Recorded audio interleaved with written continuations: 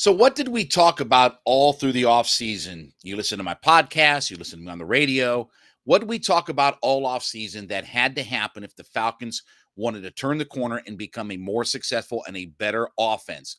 It was your offensive line had to play much better.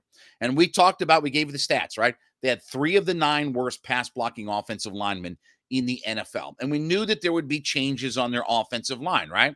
And we have, as of right now, 2 new starters. Now, let's get the bad out of the way because we're going to get to a whole lot of good, right?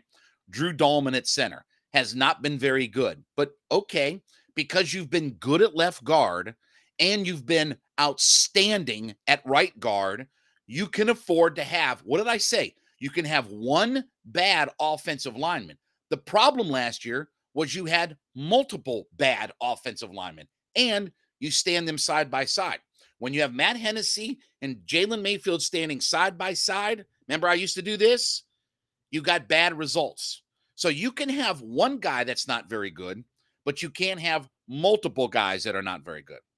And right now, if there's one unit that has definitely taken that big step forward, it has been the offensive line overall. So, a couple of things. Number one is last week in the NFL, in week number 4, the offensive line of the week, according to Pro Football Focus, was the Atlanta Falcons. Quote, in their victory over the Browns, the Falcons' offensive line earned a 91.1 run blocking grade, assisting backs to 202 rushing yards and 2 touchdowns. Pass blocking, they were a 69.5 by allowing just 6 total pressures, including a sack and a hit. Now, couple of things. One is we talked about Caleb McGarry, and would he take a step forward? I don't care what he's going to be 4 years from now. Just get me through this year, right? Most likely his final year with the Falcons, unless he just has this blow-up year. I'll give Caleb McGarry a lot of credit. He's got a 72.7 grade.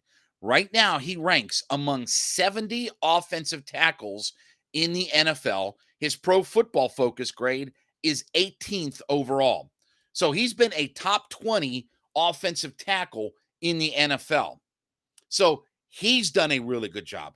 Elijah Wilkinson has been a breath of fresh air into that offensive line. Jake Matthews has been fine. Then I've saved the best for last, okay? So let's talk about my buddy, Chris Lindstrom, okay? We talked about him last week and shown a little bit of love, okay? Through 4 weeks in the NFL, Chris Lindstrom is the second highest graded offensive lineman, period, in the league.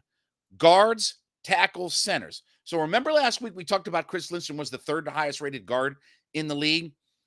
His grade this past week was a 97. That's almost absurd.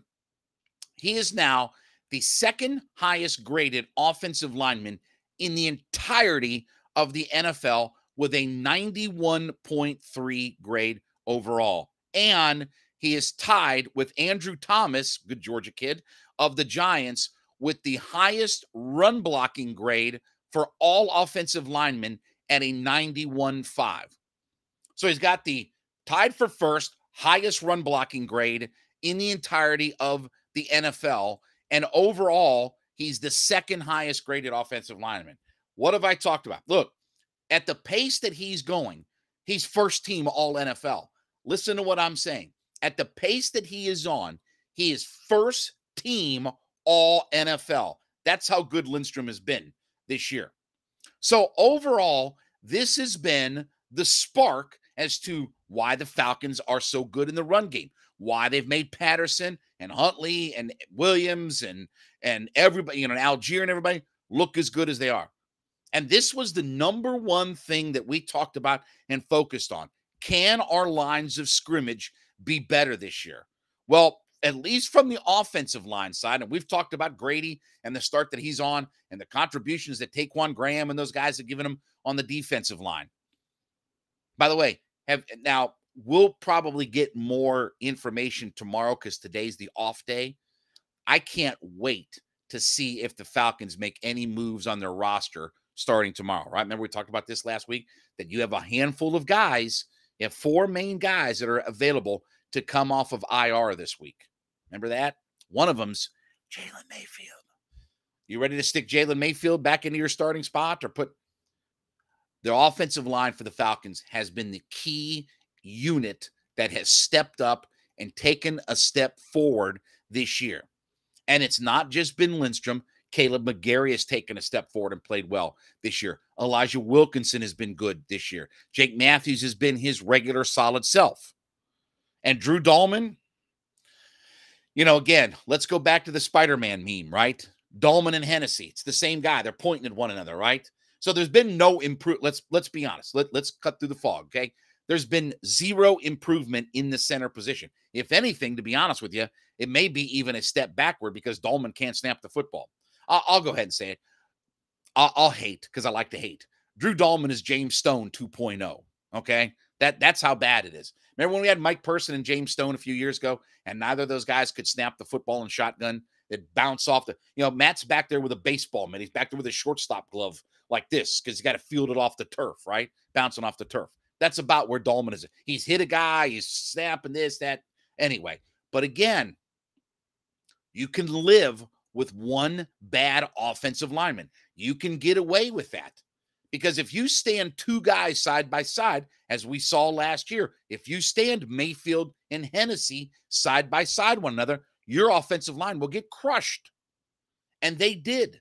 And they got crushed. And this is nothing to do with Mariota's scrambling ability, because I know that's what the nonsense is going to be. Oh, well, Mariota can scramble. It has nothing to do with it.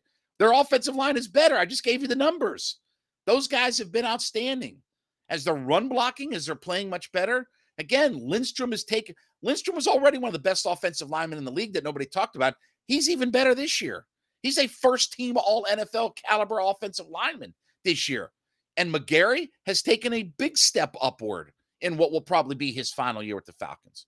So if there's, again, the unit that has made all the difference in the world is what we spent all summer talking about. Can this offensive line be better? I give the Falcons credit. I give Arthur Smith credit.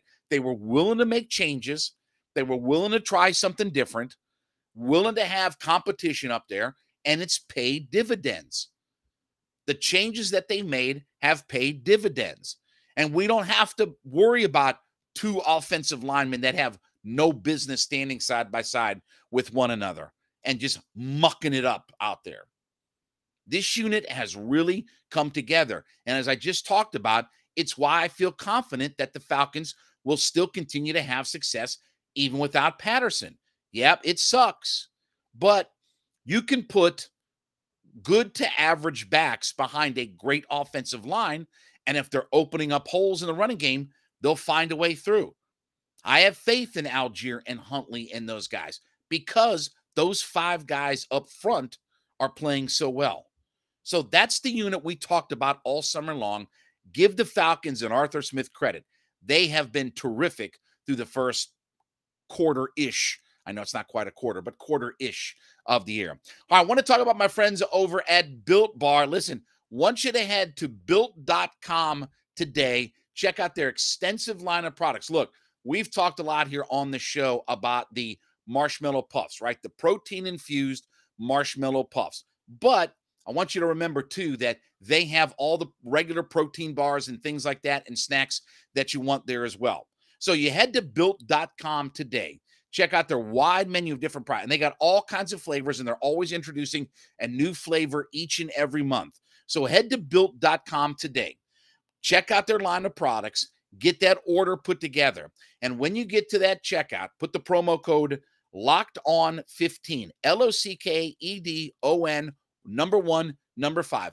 Locked On 15. Use that promo code at checkout, and you get 15% off your order. Simply for my listeners by using the promo code Locked On 15.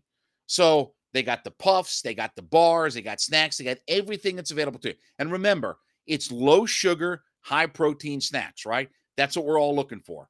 You watch your calories, you get high protein intake, but you don't have all the carbs and the sugar and everything that goes along with it, right? That's the problem with a lot of those different kinds of nutritional bars, quote unquote, right? Is all the sugar that gets thrown in there. Not with the bars at Built.com. So head to Built.com today, get your order put together, and at checkout, use the promo code LOCKEDON15, LOCKEDON, the number 1, the number 5, 15% off that order at Built.com.